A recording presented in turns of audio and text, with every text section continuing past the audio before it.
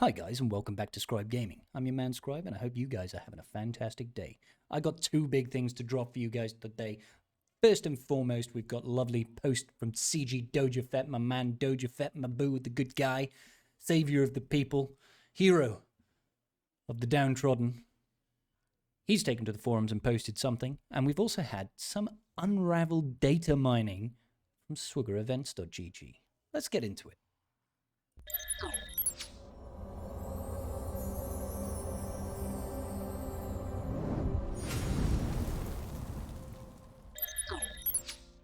Alrighty, Roo. So first things first, SWGoH, my boo. Oh, God, you gotta love him. He's taken to the forums and has explained something about changes coming to Bronzium character drop rates. Now, so I can frame this for everybody that is not aware, but when CG made their adjustments to the shard shop economy, or the shard economy in general, that doubled the drop rate of our accelerated characters across all sources, essentially from hard nodes, from events, etc., etc. However, they did not consider the full character drops that we get from Bronzium packs. Now, this turns out to be a very large deal because for a large number of people, converting your ally points into Bronzium packs and then eventually getting character shards was actually one of the biggest sources of shard shop currency in the game. And shard shop currency is incredibly important if we want to keep progressing our gearing of our characters, because you can get stuff like stun guns, you can get Mark IV Bacta gels, you can get stun cuffs, you can get all sorts of good jazz from the shard shop store. Now, because these full drops were not increased in line with the rest of the drops, it actually meant that the value of our ally points had actually decreased by a significant margin. However, what Dojafet is saying they are doing now is that all full characters have a defined shard value. Simply doubling the count doesn't make sense. So to accomplish the same goal, we're instead doubling the frequency or the chance of whole character payouts. Effectively, the result is you will receive the same amount of shard shop currency after converting those shards as you would have before the overhaul. This is great news, guys. This is really good. That was my one gripe. My one gripe that I had with the change to the shard economy is that they've essentially lowered the value of ally points significantly. This change looks like it fixes that. Now, I wouldn't rush straight away to go and spend all your ally points. I would wait to make sure that the change has gone live before you do this. Now, I don't know if it actually says...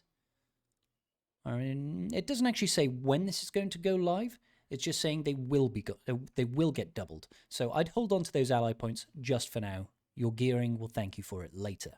Now, part 2 that we're looking for, and this one is really cool, guys. This one's really cool. The wonderful people at SWGoH have come up with a new data mine.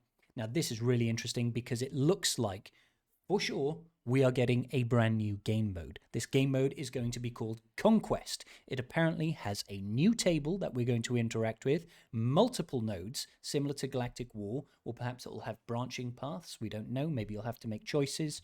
There's going to be a new currency associated with it. Now, if it's got new energy, it's safe to say that the new currency is not going to be something that we are going to have to use in order to...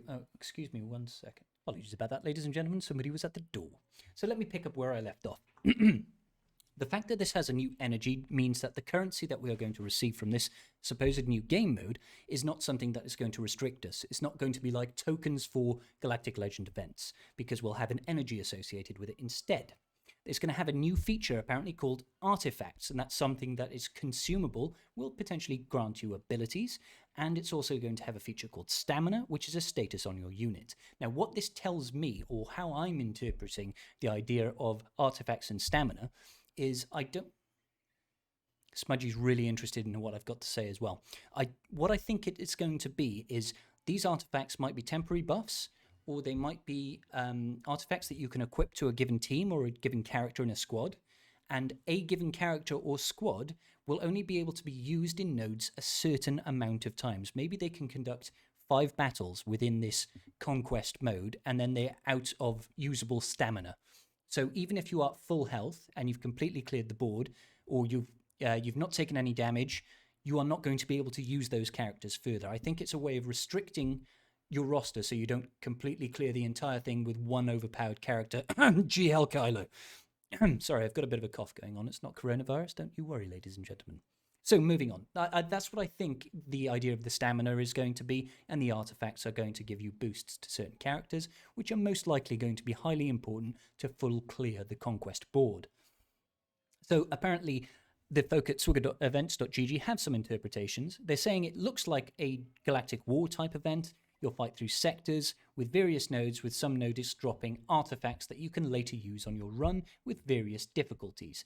Artifacts are equipable items, they're saying, means you'll have an inventory of them that you can use on your team or character, but it isn't 100% clear on what it is just yet. Regardless, guys, this is incredibly good news. Incredibly good news. So, he's a good boy.